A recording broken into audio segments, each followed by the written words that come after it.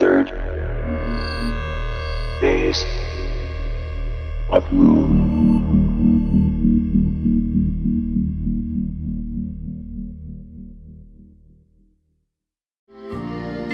We have an unidentified flying object.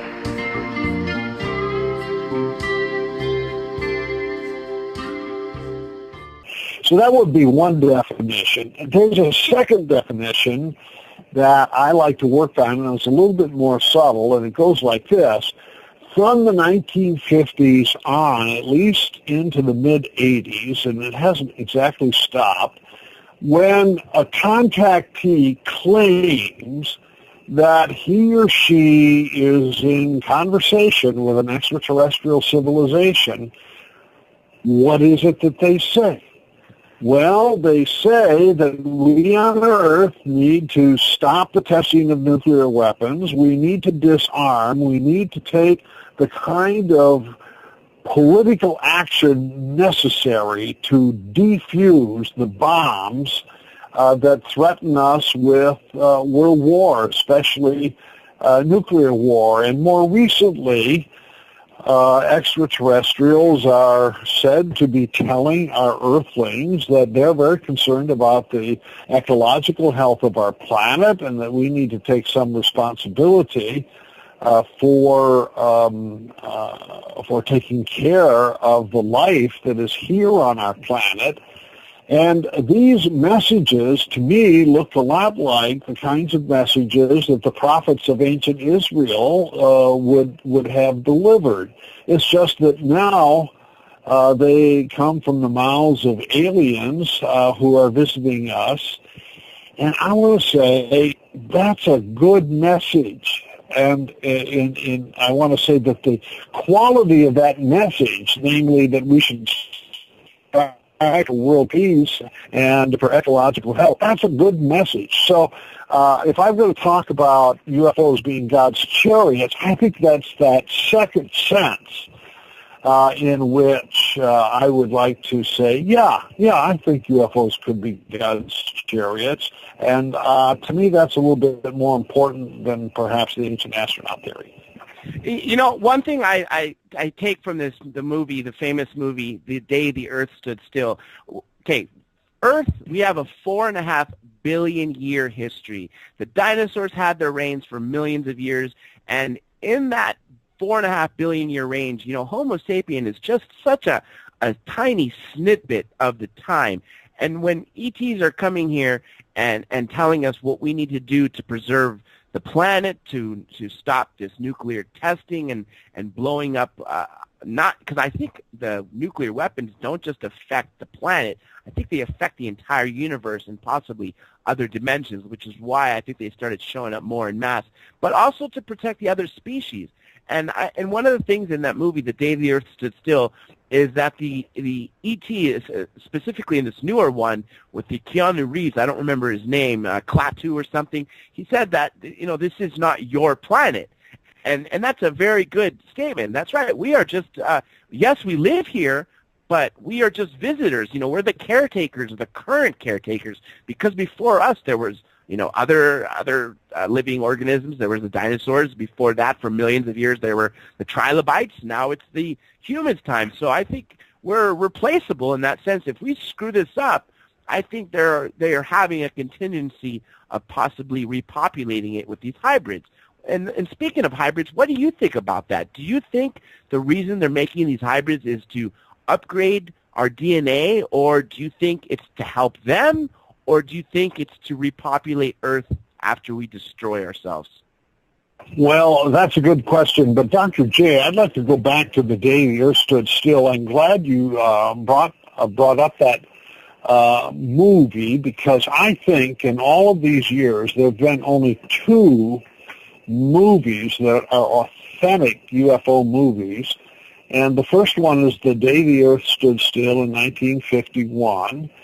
Not the remake that you mentioned. I think the remake simply lost the sense of what is authentically a UFO phenomenon. And the second one is 1977, Close Encounters of the Third Kind, with Spielberg. as the director, and Spielberg said that when he began planning that particular movie, that he thought he was going to produce a sci-fi thriller. But when he investigated the UFO phenomenon, he said, oh, this is religion.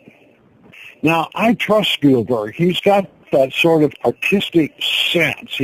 He gets an insight into culture, and most movies dealing with aliens tend to have the theme of a war between Earth and these other planets, and it looks like the Cold War between the United States and the Soviet Union just exported to space. But these two movies, Close Encounters and The Day the Earth Stood Still, the first one, fits the psyche of people involved in the UFO movement.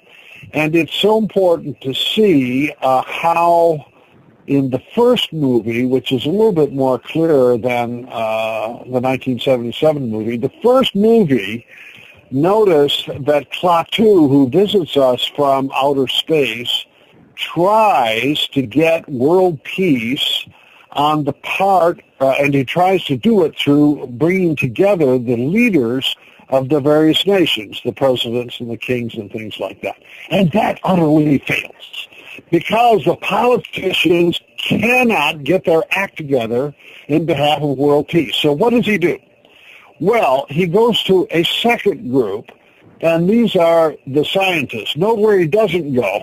He doesn't go to the university. He doesn't go to the church. He goes to the scientists. Why? Well, the scientists are international.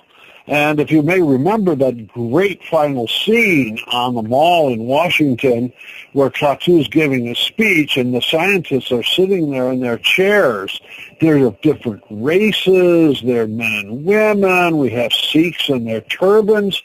And what one of the messages is that science can bring the whole human race together in a way that politics cannot. Well, I see this as a reflection of what happened just 4 years prior, if you may remember. Not that you were there, but you may have read about it.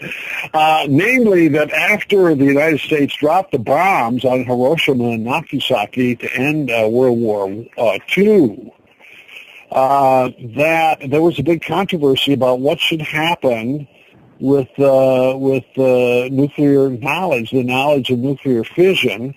And one proposal was that it would become internationalized, because there was a fear that if it wouldn't become internationalized, then we'd have a competition in an arms race.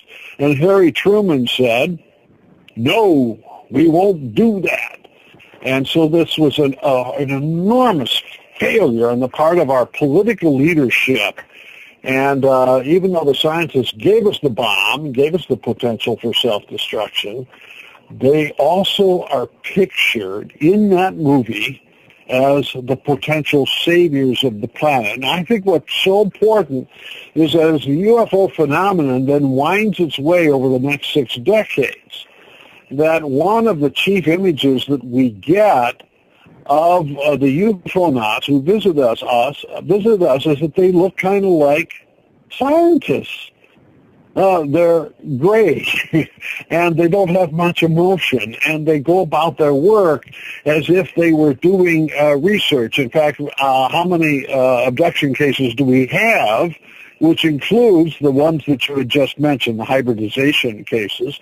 But even before that, before the hybridization cases started in the late 80s, but prior to that, you had a number of abduction cases where Betty Hill or Sandy Larson, or these cases where the abductee would be laid out on a bench, and then these science-looking guys, aliens, would come and examine their bodies. Well, what are they doing? Well, it's some kind of research. And so this image has been built into the phenomenon all along, that in outer space, there's a more advanced civilization made up of scientists and technologists who are coming here, and you know what? maybe they can prevent us from destroying ourselves, and they're going to do it with their more advanced science and technology. Well, in the book, UFOs and God's Chariots, I try to develop this, and I try to describe it as a myth. It's not a myth in the sense that it's false. It's a myth in the sense that it embodies human hopes and dreams that go way beyond what politics can deliver, or in some ways even beyond what science can deliver. And in a secular society where we cannot believe in angels anymore, we think, oh, maybe advanced science and technology can replace the angels of old. But what's really going on, I think, is this frustration we have. We can't get world peace. We're constantly on the brink of self-destruction. Wouldn't it be great if the same science and technology that gave us the bomb could also defuse that bomb?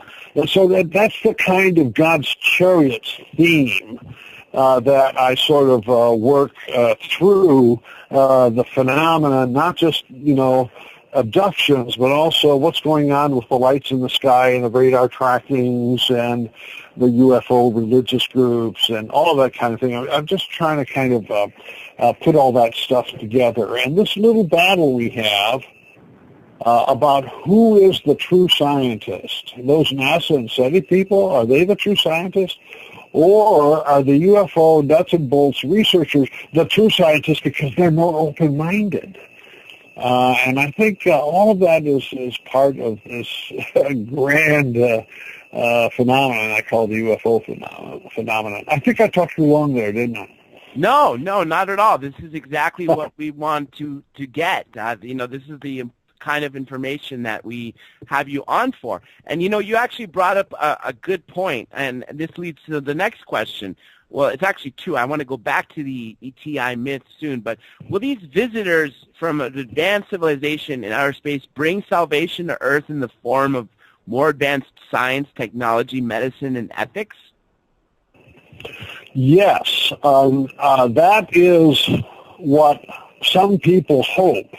And what I find fascinating is that you can find exactly this same hope amongst SETI scientists and amongst UFO believers and the UFO communities, because what they share in common is, I call it the ETI myth, that these spacelings are more advanced in science and technology, that somehow or other they got through the period of developing nuclear weapons and found a way to maintain peace. Therefore, they've got something in the way of morality to teach us. They're going to teach us morally how to prevent ourselves from self-destructing, and that is the equivalent of salvation. Well, then if you add on top of it, and you'll see in so many UFO abduction cases where the Earthling will say, well, they're hundreds of years old. In fact, I don't know how old they are. It's almost like eternity, that through medical science, the spacelings have found a way to beat, if not death, certainly dying early. And so they're going to bring us, with science and technology, they're going to bring us things that previously were religious hopes. But now they're going to be scientific and technological hopes. And I just want to say you'll find the same structure of what I call this myth. It's not that it's false, it's just that it's not scientific in character. That UFO people will report basically the same hopes that you're going to get from the SETI people. And this goes actually back to something that I was about to say before we came into break last hour. I think one problem that science has now is they try to keep science just by itself. And in order to have, I think, a deep understanding with UFOs and everything else, you can't just, look at science. I think consciousness and your religious beliefs and your spirituality all come into play. And when they try to separate the two, I think that's where The problem is that's probably why they're not getting the answers they want, is because they're trying to separate something that's inseparable. And what's your take on that? Well, I would like to just elaborate on this fine point that you've just made and make two sub-points. One is it has to do with the scientific method. How is it that you go about doing research? And you have a limited number of questions. You only ask for natural explanations for natural phenomena. And so there's all kinds of other meaningful things in life, but the scientific method deals with this narrow range of knowing. And so, one scientist can be a nerd and the next one could be a windsurfer, and that's got nothing to do with their science. They still have this very narrow method, and the method does not allow them to study history or study UFOs. But then, and here's my second point that I want to build on your point, Dr. J, and that is that frequently when scientists try to draw a picture of reality, they smuggle discarded religious beliefs back into their science. They just kind of dress them up so that they look natural, but they are religious beliefs smuggled into their science, and then their science begins to take on grandiose visions and claims about our expectations for these very highly intelligent extraterrestrials who can do things with science that we would call miracles and all of that kind of thing, for which there is zero empirical evidence. And there's not even a good theory, let alone empirical evidence to support such extravagant beliefs. But because they sound like they're good scientists with regard to where they can genuinely claim accomplishments, when they smuggle these religious beliefs in, you get the feeling like, whoa, they're pretty smart scientists, therefore we got to believe them. And they're just peddling the same kind of myths and fantasies that you're going to find everywhere in the culture, and we're supposed to believe it because they're scientists? I know. That's exactly one of the biggest problems is because they have that title, that right, that's what gives them the final authority. Are we supposed to? And that's sad, that the way we've also come. And another thing too is speaking of, just because they're scientists, do we have to believe them?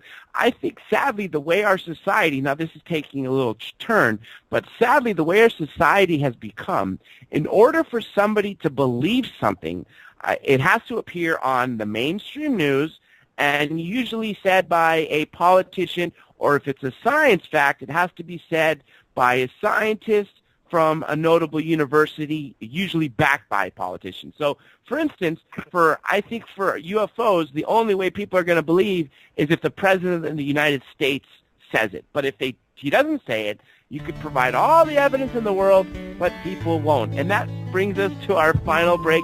Everybody stay tuned. Third Phase of Moon Radio will be right back with Ted Peters.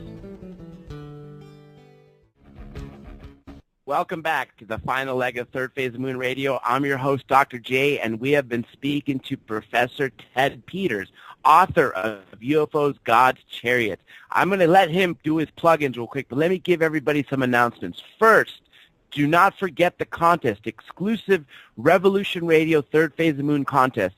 You will be earning up to $4,000 in prizes in forms of tickets. One ticket per week for 8 weeks starting next week. All you have to do is go to contactinthedesert.com/third phase of the moon and put your name, email address, and your name. If you're a winner, your name will be announced right here live on our show. Also, if you've captured anything amazing, please send it to us via Skype or Facebook at Third Phase of the Moon. And do check out the YouTube channel. There are over 1,000 UFO videos, plus several of our old radio shows from this, with lots of great footage. And also do follow us at Twitter at Third Phase of the Moon, and you could also follow yours truly at Dr. J. Andy Elias with an I. Now, Mr. Peters, I want to give you a chance to tell people about your book, where to find it, and about your site before we get cut off from the show. Go ahead, Mr. Peters. Well, thank you, Dr. J. The book is called UFOs, God's Chariots, as you've mentioned, and New Page is the publisher, and yes, Amazon, Barnes & Noble, and the other suspects, of course, all have it available. My website is called tedstimelykake.com, but it doesn't deal strictly with UFOs. My larger field is the relationship between religion and science. And that's mostly the kind of material you'll find there. I have a number of theological briefs, on various topics.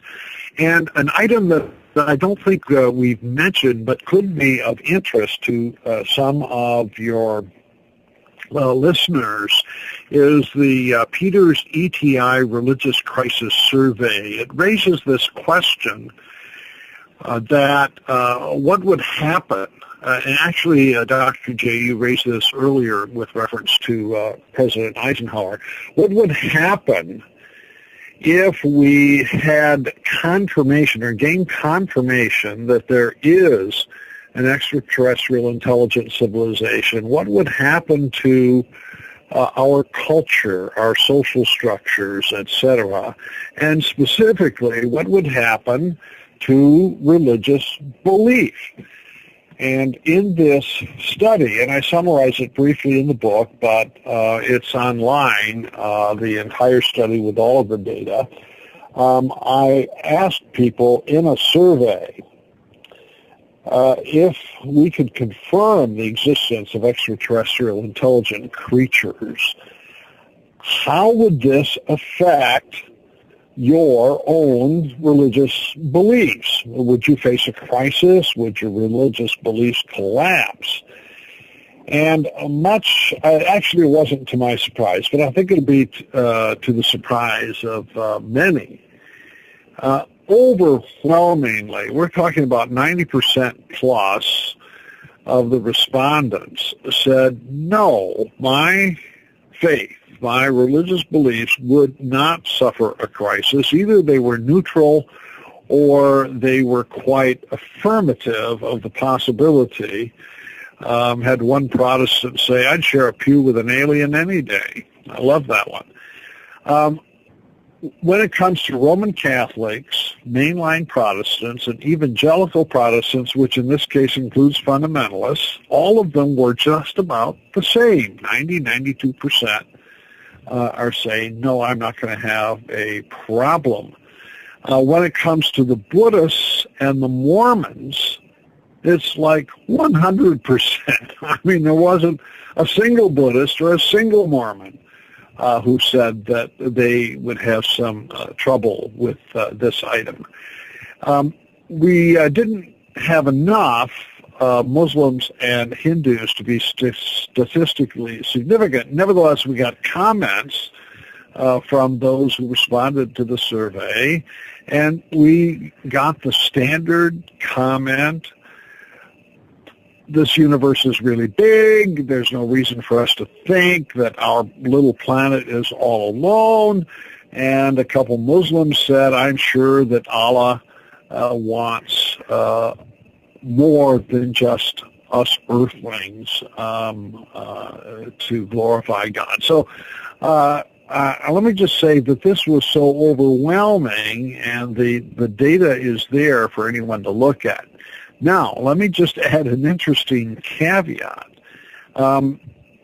We did ask a number of other questions, one of which was, even if your own religious belief system would remain intact or unaffected, what do you think about other people's beliefs? Well, there was a little bit more anxiety registered on that question than on the first question, maybe about 10% change in those who responded to that. That is to say, another 10% a little bit worried about somebody else's belief system, not their own. But what was dramatic was how people who declared themselves non-religious responded. Now, the non-religious group includes both atheists as well as people who are spiritual but not religious. And I think if I were to do the survey again, I would probably cut that group in half and distinguish them. But these are self-selected, non-religious people. And on the question, what do you think would happen to other people's religious beliefs? The majority said, I think those religious people would face a crisis and, in fact, their religious belief system might collapse. So it became quite clear that those who are worried that there might be a collapse of religious beliefs are the non-religious. The religious people don't think that about themselves, but the non-religious people think that about those other religious people. Well, at any rate, that's the study. Again, I summarize it just a little bit in this book, but you can find it on my website, tedstimelytake.com. But it's actually hosted by a friend of mine on another website called counterbalance.com, which is dedicated to the dialogue between religion and science. So, at any rate, for those who are interested, find your way.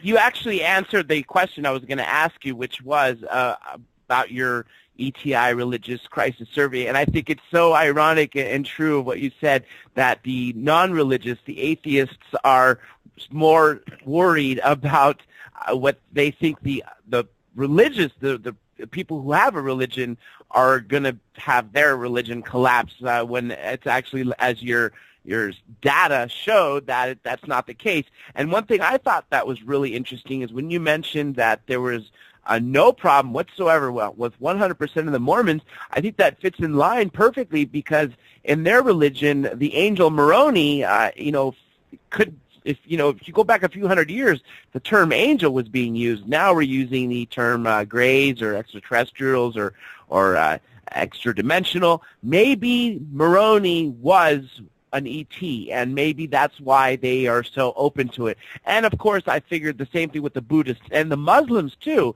For thousands of years, they've been talking about jinns and other things. So I pretty much think that they've already been exposed to that, and for thousands of years, they've already had the open-mindedness. It's just some of the last people that are holding back, but it's just a matter of time, like you said. Anyway, I knew this would happen. We are down to the last 13 minutes of the show, and I still have tons of questions to ask you, but let me get to a couple, and then maybe you can, speak of what you think are the most important topics that during this last end of the show. For that matter, should Christians believe that God has become incarnate many times, once for each intelligent species on each planet in space? That is a very important theological question. Yes, it's speculative, but it's okay for theologians to speculate, I think. And the issue is not a new one. We get it already in the 16th century. The issue was raised, actually all through the Middle Ages. The question of intelligent life on other worlds was debated amongst theologians. And Philip Melanchthon, one of my ecclesial ancestors, a reformer in Germany, said, no, there are no extraterrestrial lives because we cannot imagine Christ going to other planets. So it's important to note that it's not a new question, and I mentioned Vatican Observatory, Jesuits a little while ago. Once in a while they get talking about this one as well. So this past spring, I guess we're still in spring, aren't we? In Berkeley, we had a seminar, and within this seminar we actually debated the issue, and we created two sides. One side would be saying that God would provide an incarnation for each and every intelligent species on different planets. That'd be the multiple incarnation theory. Then the other side said no, that God's incarnate work in Jesus Christ here in the history of Earth suffices for the whole cosmos. And then we tried to muster theological arguments that would support each of the two positions, and went back and forth.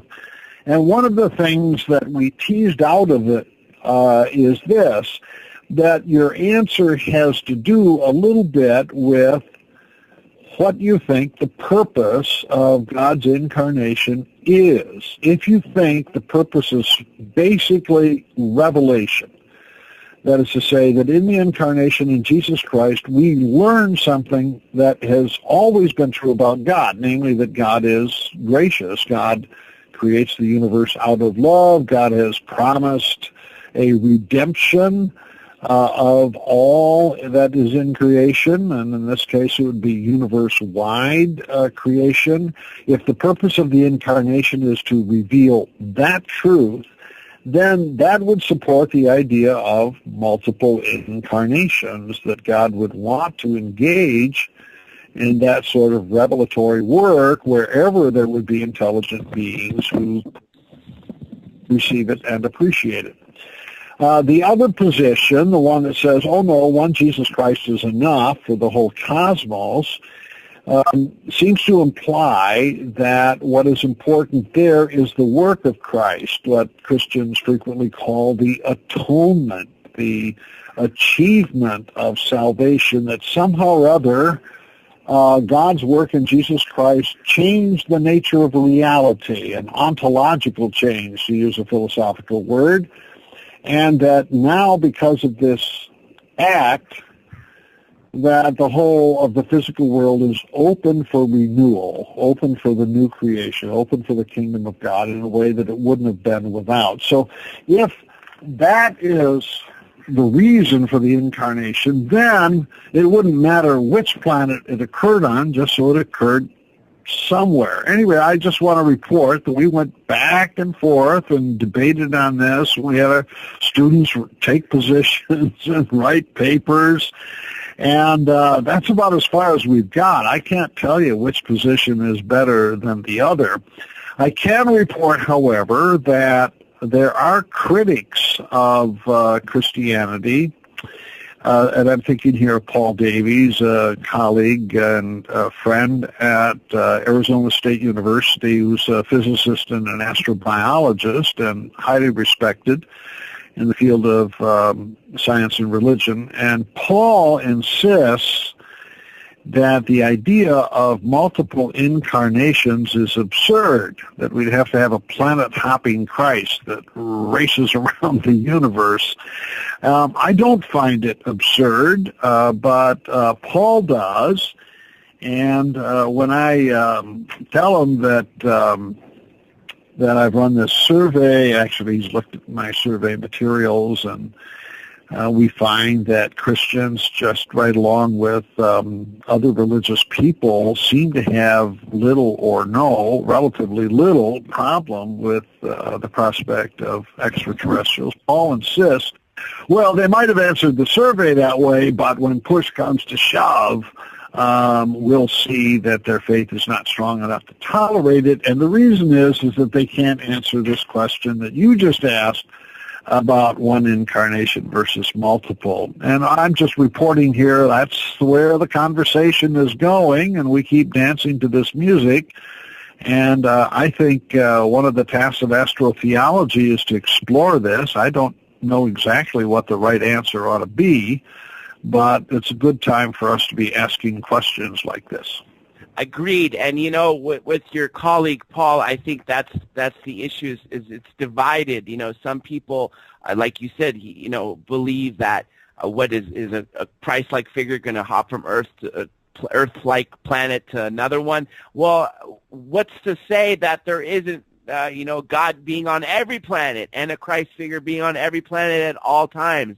I think that is not too far-fetched at all, and I tend to fall on your side, and so do many other people. And now I want to go back to something that was mentioned earlier, because this was something that came up in one of our roundtables and also in one of the shows.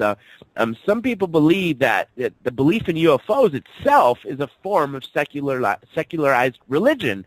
And I wanted to ask you that because obviously there was that cult in 97 that killed themselves for following that comet. I forget the name of it. If you remember, it wasn't Halley's comet. Hale-Bopp. That's right. That's right. The ironic part is, though, they said that there was a UFO in its tail, right? Well, guess what? Yes. Within days of that happening, what occurred? The Phoenix Lights. What if really they were onto something? Now, I don't agree that they, had to commit suicide, wear Nike shoes, and carry pocket change for a toll. But what if they were onto something in the sense that there was a craft in the tail? Because sure enough, days later, there appeared this mile-wide craft that crossed over the Phoenix, for that matter. So anyway, I just want to go back to this. What do you think of people grouping the belief in UFOs as a religion? Thank you for that question, Dr. J. It's a good one. I'd like to describe three aspects of the UFO phenomenon. The minimalist would be if you see an unidentified light at night or a flying saucer following your car as you're driving down the highway. I don't see anything religious about that. It may be strange, it may be exciting, etc., but it's just a strange or an anomalous experience. It's hard to explain. So there's no religion involved there. But secondly, with regard to this larger culture, a sort of mental set, what I call the ETI myth, that you see in the movie The Day the Earth Stood Still. You see it in the contactees of the the 1950s. You see it in Close Encounters of the Third Kind. These are the places where it comes to articulation, but in general, it's a secular form of religion. As I said earlier, it looks kind of scientific, but built within it are all these hopes and expectations that science and technology will save us, and if earthly science and technology can't do the job, then a heavenly one that drops down out of heaven is going to do it. So at that particular point, it is looking like a religious phenomenon. Spielberg saw that when he made his movie, and I've never met him, but if I did, I'd pat him on the back because he had that insight. Well, then the third group that you mentioned, the two, Bo and Peep, actually, they called themselves Heaven's Gate when they committed suicide. I actually communicated with them when they began in the early 1970s when I wrote the first edition of UFOs, God's Chariots. I even quoted my personal correspondence with them. I had no idea when I wrote the first edition that this was going to end up as a suicide cult. But in this case, you really do have a religion that turned idolatrous. Bo and Peep originally thought of themselves in biblical terms. In terms of the book of Revelation, they called themselves the Two. They got that from chapter 11 of the book of Revelation. It was sort of a quasi-Christian cult, but it morphed into a suicide cult, and one of the reasons for the transition in their doctrine was they had a low opinion of the body and a high opinion of the disembodied soul. And when Hale-Bopp came, they thought at that time Applewhite the man was still alive. Nettles, the wife, had died. Applewhite said that there's the UFO. Now what we're going to do is we're going to get rid of our bodies and our souls will travel up and get into that UFO, and that will take us to paradise, which exists on another planet elsewhere in space, and so that's the reason for the suicide. I want to say that's a bad thing. I think it's idolatry in the sense that they invested their ultimate concern in the finite delusions of this man named Applewhite, who had put together this kind of concocted worldview.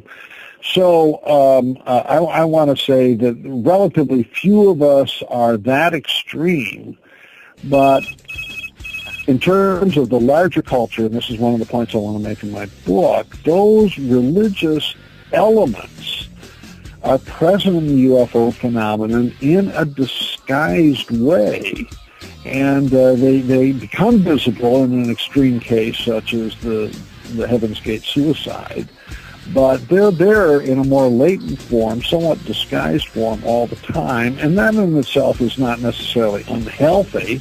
It's just that I think from time to time we need to pick through and just see what might be going on. Mr. Peters, we are out of time. Any last words before we go off? We got about 10 seconds. Well, I just want to say thank you, Dr. J, for pressing forward on this important subject matter. And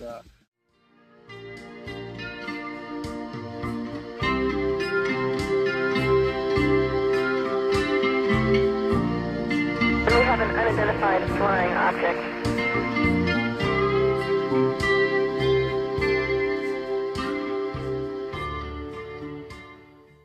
Third